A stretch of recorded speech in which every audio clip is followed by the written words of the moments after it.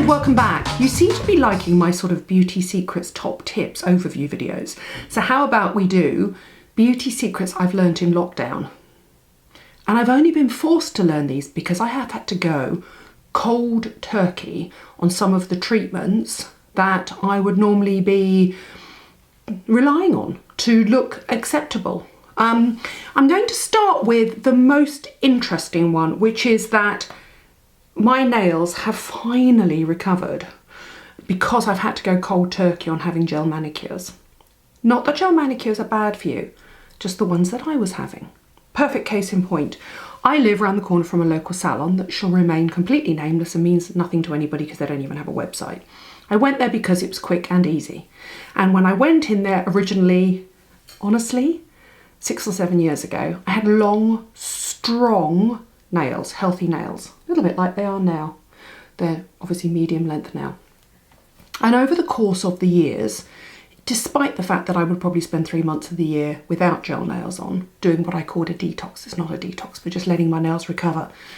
Over the years, my nails were effed. And the simple reason is because it's first in, first out, super quick, doesn't necessarily take the time to soak it off gently. You've got to get in and out as quickly as possible, relatively reasonably priced, although not that reasonably priced. And my nails simply got overbuffed. And instead of a light, super light buff that you would get at a reputable salon, they essentially were not really taking the product off properly. They were using a mix of products. They were using one base coat, a different top coat, a different colour coat, not necessarily the right UV lamps. And so many of my really brilliant Instagram people that I follow, who are nail specialists, big shout out to Marion Newman, said to me, "Oh, Nadine, I don't really think you should be doing what you're doing." Well, I'm lucky that my nails lasted as long as they did, because like my bones, my nails and my hair grow relatively quickly and relatively strongly. And honestly, hand on heart, one of the reasons that there are 2 reasons my nails have recovered. And they are now completely virgin nails. So there's not a single part of that nail has had a gel on it. And I think it's taken the better part of 6 months. And one of the reasons is because I'm taking a lot of supplements for my hair, not a specific supplement, but anything loaded with amino acids that says it's for hair, skin and nails. And an amino acid is the protein that your hair and skin needs to grow. And I have a relatively, not a low protein diet, but I don't eat red meat, so I like to supplement my diet. And the first thing you notice is not that your hair grows, that your nails grow. So my nails have been growing quickly. I cut them really short a couple of weeks ago. They'll grow like that in 2 weeks. But what else have I been doing? Well, I've gone cold turkey. So they have not been buffed in 6 months. And it takes 6 months for your nail to grow from here to here. Yes, my cuticles could be better. Yes, I could look after them a little better because I'm absolutely doing the minimum here. But honestly, hand on heart, it is simply the fact that they are not being overbuffed by a disreputable local nail salon. Who would I recommend you go and see? Well, I hate to say it, but I really think that the only really reputable company, only if you're having gels, by the way, the normal nail process of pushing back cuticles, a light buff and a soak off polish is fine, appears to be CND, because CND deliberately have their new generation, you soak off in 2 minutes, the nail doesn't have to be heavily buffed. I'm not sure they last. Mine would almost grow out the colour. I'm not sure they last as long, but you don't mess your nails up in the process. I've also been putting on 2 things to help them recover. I've been putting on the CND solar oil, which is simply just a really great hydrating nail oil. It's not necessarily for your nails. Like they used to bend. They were so thin. I think that one's the only one that's remotely soft now. But it's mainly for your cuticles, because I have had a few snags and cuticle tears, because as your nail grows out, if you don't have it continually pushed back, the cuticle can stick to the nail plate and then pull and then split. So that's mainly for your cuticles. I'm not really sure it does that much for your nails, but I've been putting it all over. But this one's really good. And the reason this one's really good, this is the Sally Hansen Good Kind Pure. And it's the Hardener, which is what I use because my nails were super soft. And I think there's a moisturising one as well. It just went on as a clear gel. And it sort of made my nails, when they were looking really unattractive, and they were awful before Christmas. That just made them look a little bit more polished, you know, and it's clear and it wouldn't matter if it chipped anyway. You can just keep layering it on and layering it on and layering it on. And those are the two things that I've been using. But I actually think it's going cold turkey that's made a real difference to my nails. The other thing I'm going to say to you is, at the same time, guess what? My feet have recovered. Not my toenails. The thing about toenails is they're super thick. They can be buffed to within an inch of their life. I mean, they can be buffed so much and not have the same effect. And I probably would go back to my local salon and get a quick gel pedicure. But I've gone 6 months now without having a scalpel used on my feet. Guess what? I don't have hard skin anymore.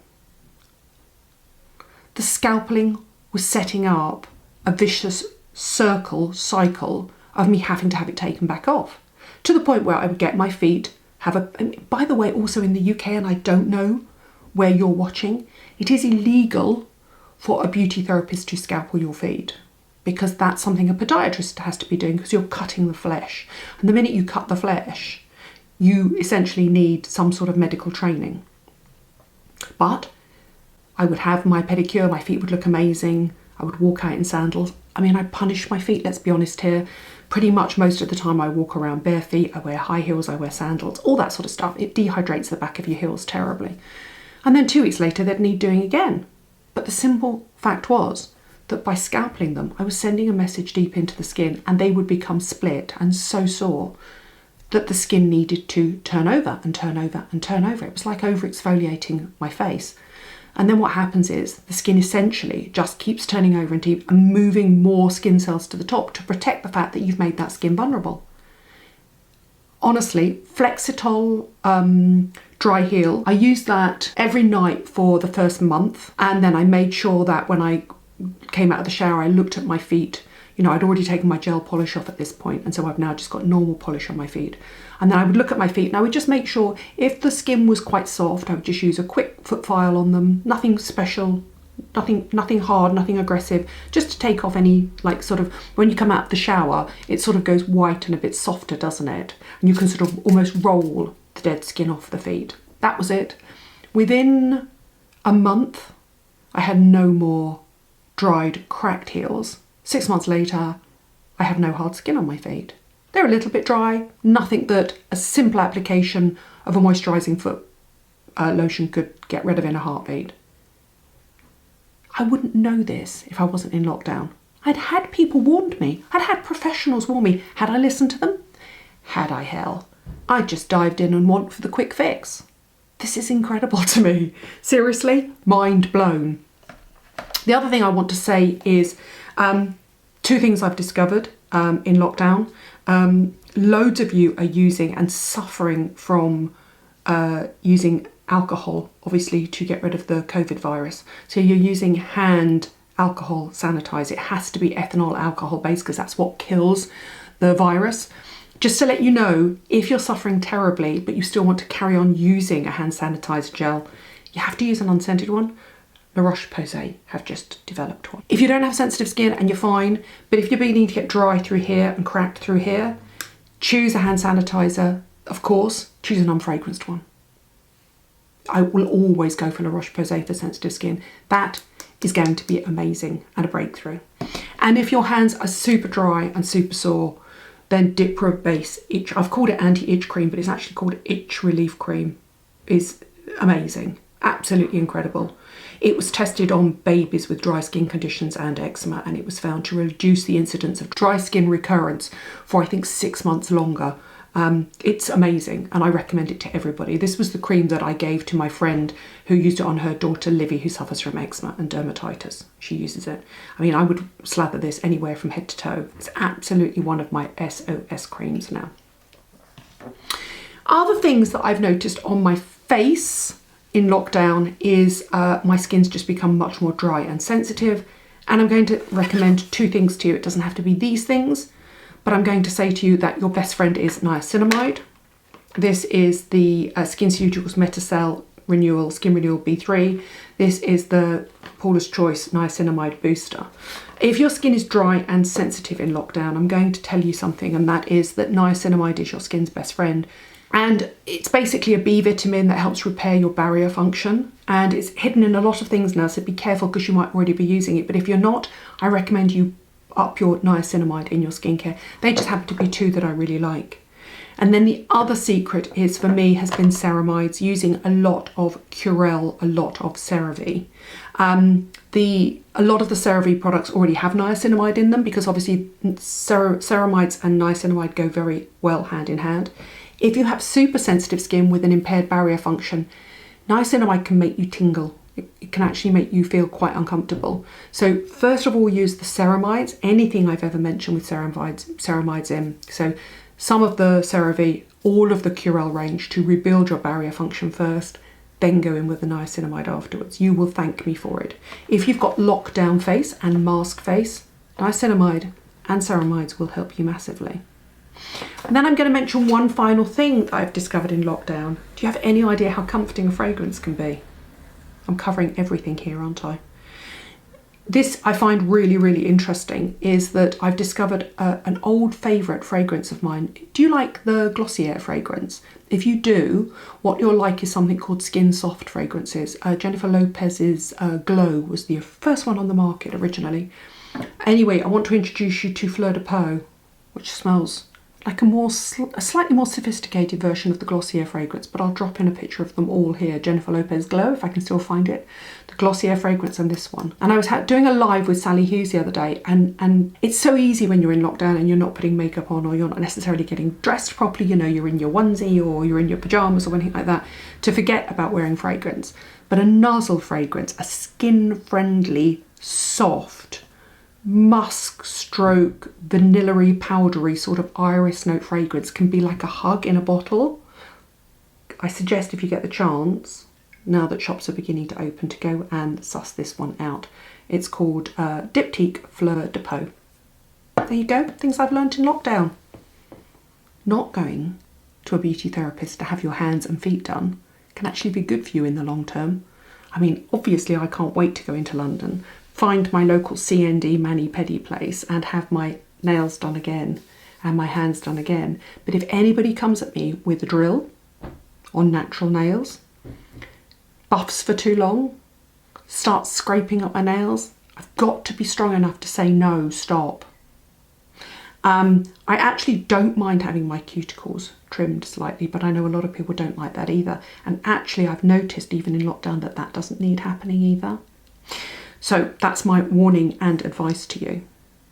Stop scalpelling your feet, ladies. I know it's really hard. If you'd have said this to me before lockdown when I had no choice, I'd have said not a chance in a million. But if you can actually get out of the habit, sleep in something like the Flextol dry cracked heel balm and cotton socks for a month, I promise you, and gently, gently, gently use a file on your feet, not a really rough one, not a cheese grater one, a gentle file one. I promise you your feet will thank you for it. Now, I don't have to look at my feet and think, I need to have a pedicure before I can put sandals on. I can just put sandals on and not worry about them. Mind blown from a beauty editor that's been around 30 years. Mind blown. Niacinamide and ceramides are going to be your skin and your mask skin's best friend. Trust me, I know, because I'm having to wear masks a lot now. Finally, the UK has come around to the US way of thinking. We should all be wearing masks in crowded public places. And I know how uncomfortable they are, and I know what they can do with your face. Look for skincare with ceramides and niacinamide. And why not treat yourself to a nice, comforting fragrance? I recommend Jennifer Lopez Glow. They're called nozzle fragrances. They're supposed to smell like the back of a loved one's neck. Look at the Glossier fragrance and look at Fleur de Peau from Diptyque. Depending on your budget, all three of them, if you sniff them out, I dare you to tell me the difference between them, because I know that you're all really smart and engaged. Anyway, that's what I've learnt in lockdown, and I think it's really interesting. And I thought I was so old and so sort of, you know, tried and tested and trusted that nothing could blow my mind, but those things have, especially the feet and hands. It really has blown my mind. I'm here to make the mistakes so you don't have to. Thanks for watching, thanks for subscribing. I'll put all the details of all the products down below, and I'll see you soon.